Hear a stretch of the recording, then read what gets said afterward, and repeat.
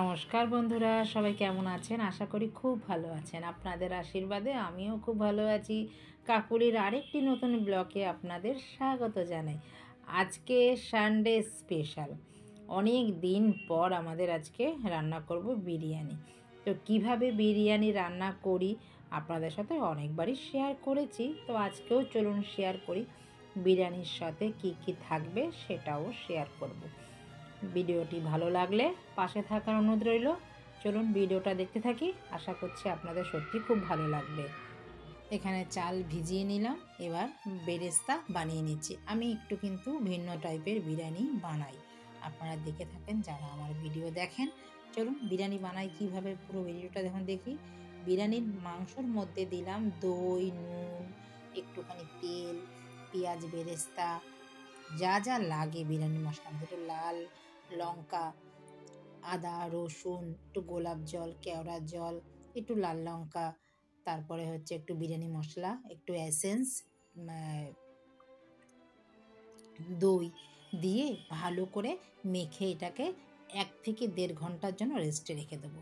সকালবেলা উঠে আগে এই কাজগুলো যদি আপনারা করে রাখেন না, রান্না করতে একদম সময় লাগবে না। আর এখানে বিরিয়ানির চাপ বানাবো, সেই একই মশলা, দই, আদা, রসুন, তেল, একটু পেঁয়াজ, বেরেস্তা, কেওড়ার জল, মিঠা আতর এসব দিয়ে মেখে রেখে দেবো।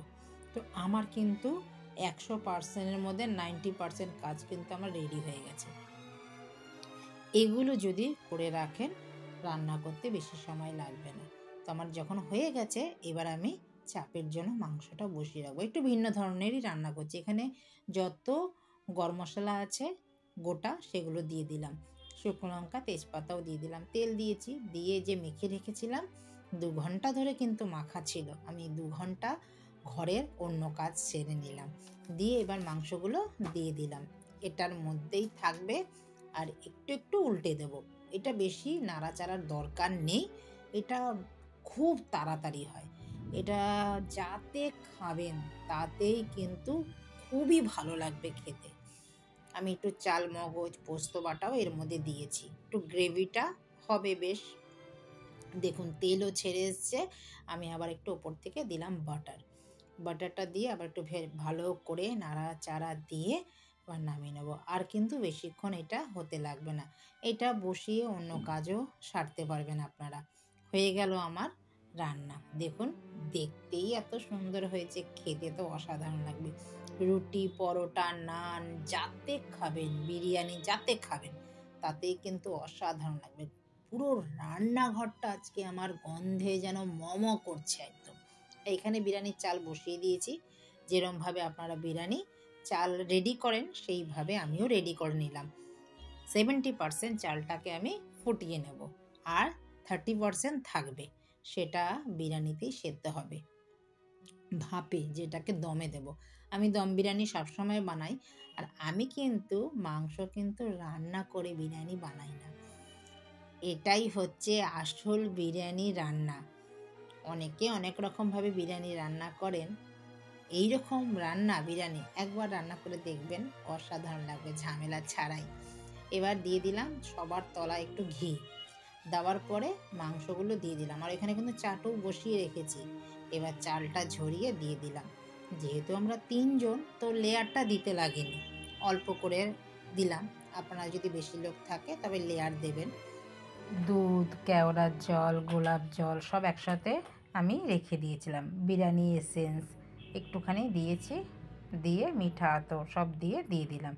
লেয়ারের ওপরে দিয়ে দিলাম বেরেস্তা, ঘি দিয়ে এবার বসিয়ে দিলাম। ওটা এখন হাই ফ্লেমে 10 মিনিট দেব, তারপরে দেব 30 মিনিট লো ফ্লেমে, ওটা হয়ে যাবে। এবার আমি একটু বানিয়ে নিয়েছি তন্দুরি, ময়দা মাখাই ছিল। তো তন্দুরি কিন্তু সবথেকে সহজভাবেই হয়। তন্দুরির ময়দাটা তো আপনারা জানেন কিভাবে মাখতে হয়, তাও আমি বলে দিচ্ছি। গরম জল দেবেন, গরম জল না দিলে গরম দুধ দেবেন, একটু দই দেবেন, দিয়ে ভালো করে একটু নুন, চিনি, একটু তেল দিয়ে মেখে রেখে দেবেন, একটু গরম জায়গায় রাখবেন, রেখে ঢেকে রেখে দেবেন। এই 2-3 ঘন্টা পর দেখবেন একদম সফট একটা ডো তৈরি হয়ে যাবে। তারপরে যেই রকমভাবে আপনি বানাবেন এরকম হবেন। দেখুন প্রথমটা আমার একদম এতটাই ফুলেছে, গ্যাসের মধ্যে খোঁচা লেগে গেছে, এই দেখুন একদম সফট আর ক্রিপসি। আরেকটাও আমি দিয়ে দিলাম, দেখালাম। যেই সাইডটা বেলে নেবেন সেই সাইডটার মধ্যে জল দেবেন না, যেই সাইডটা চাটুতে দেবেন সেই সাইডটার মধ্যে জল দিয়ে তারপরে চাটুতে দেবেন। এইভাবে লোহার চাটুতে কিন্তু বেশ ভালো হয় তন্দুরি। এবার হয়ে গেছে, চলুন আমি দুটো করে নিলাম, 2-3টে করলাম, আমাদের তো হয়ে যায়। আমার মেয়ে আবার খাবে না, আমার মেয়ে বিরিয়ানি থাকলে আর কিচ্ছু খাবে না, শুধু বিরিয়ানিই খাবে। সে আজকে 3 থেকে 4 বার বিরিয়ানিই খাবে শুধু। ও বিরিয়ানি অসম্ভব ভালোবাসে জানেন। লখনৌতে গেছিলাম আমরা, বিরিয়ানি ও খেতে চেয়েছে। লখনৌর বিরিয়ানি সাধারণত একটু আলাদা, আপনারা তো জানেন। কলকাতার বিরিয়ানি যারা খেয়ে অভ্যস্ত তারা অন্য স্টেটের বিরিয়ানি খেতে পারবেন না। আমি অনেক জায়গায় গেছিলাম, তো অনেক জায়গায় বিরিয়ানি ট্রাই করেছি, কিন্তু ভালো লাগবে না। যারা কলকাতার বিরিয়ানি খেয়ে অভ্যস্ত তারা কলকাতাটাই বেশি ভালোবাসবেন। আর আমারও কিন্তু, আমার যদি মতামত নিতে চান, আমিও বলবো আমাদের কলকাতায় বিরিয়ানি কিন্তু সবথেকে ভালো লাগে। হায়দ্রাবাদের বিরিয়ানি বলুন, লখনৌর বিরিয়ানি বলুন, যেখানকারই বিরিয়ানি বলুন। আমি চেন্নাইতেও বিরিয়ানি খেয়েছি, ওদের বিরিয়ানি যেন এখানে একটু অন্য টাইপের, আলাদা। কলকাতার যে বিরিয়ানি, আসল বিরিয়ানি হচ্ছে কলকাতার, এইভাবেই বানায়। আমি যেইভাবে আজকে বানালাম, মেন বিরিয়ানি যে বড় বড় হোটেলে বলে না। তা চলুন, হয়ে তো গেছে, একটু বাটার মাখিয়ে নিলাম, এবার রেডি করে দিলাম টেবিল। এবার খাওয়া হোক হোটেলের স্টাইলে। তো ভিডিওটা আপনাদের কেমন লাগলো?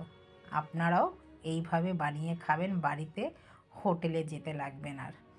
থামস আপও নিয়ে নিয়েছি, একদম হোটেলের মতনভাবে করে খাবেন সাজিয়ে, মনটাও ভালো লাগবে। চলুন এবার খাচ্ছি আমরা, খাওয়া হোক। ভিডিওটা যদি আপনাদের ভালো লাগে পাশে থাকার অনুরোধ রইল। দেখা হচ্ছে আবার নতুন একটি ব্লগে। ততক্ষণে সবাই ভালো থাকবেন, সুস্থ থাকবেন। আর ভিডিওটা যদি ভালো লাগে লাইক কমেন্ট শেয়ার করে পাশে থাকবেন। আর যারা নতুন আছেন আমার চ্যানেলে তারা কিন্তু চ্যানেলটিকে সাবস্ক্রাইব করে রাখবেন, পাশে থাকা বেল আইকনটাও প্রেস করে রাখবেন। নমস্কার, টাটা।